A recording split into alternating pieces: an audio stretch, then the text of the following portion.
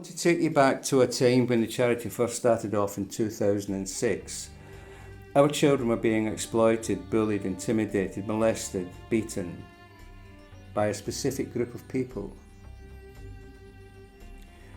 The teachers did nothing. The police did nothing. Social services did nothing. If anything, they just made a bad situation worse.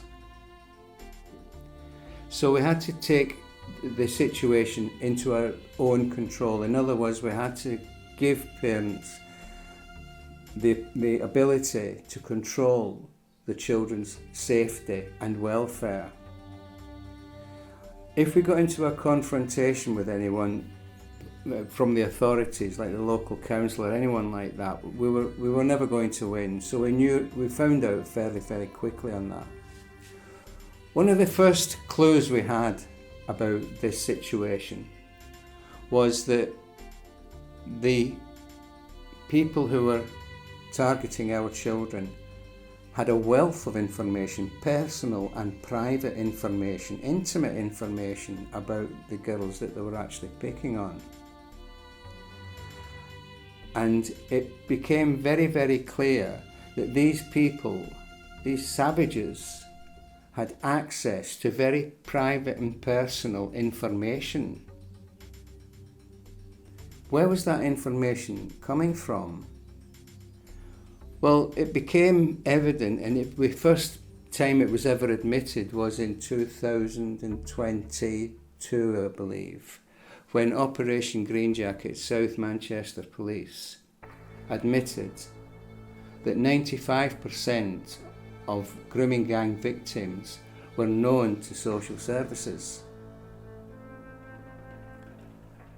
The other reason why we knew was because we had incidents where our children had witnessed something, and by the time they told us about it, and by the time we passed that information on to the police, the people or the perpetrators or whoever was doing all this damage to the children had actually disappeared and had their alibi all sorted out. How did they know the police were onto them?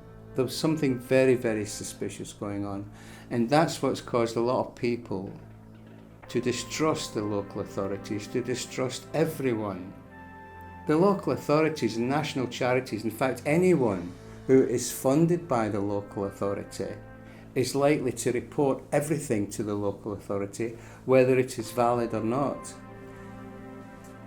Let me tell you how they get away with this. They will produce a lot of fake evidence against the parents and present it to the court. The idea being that they want children in the family court system and the social care system to be placed into their care homes and adoption agencies that they have shares in.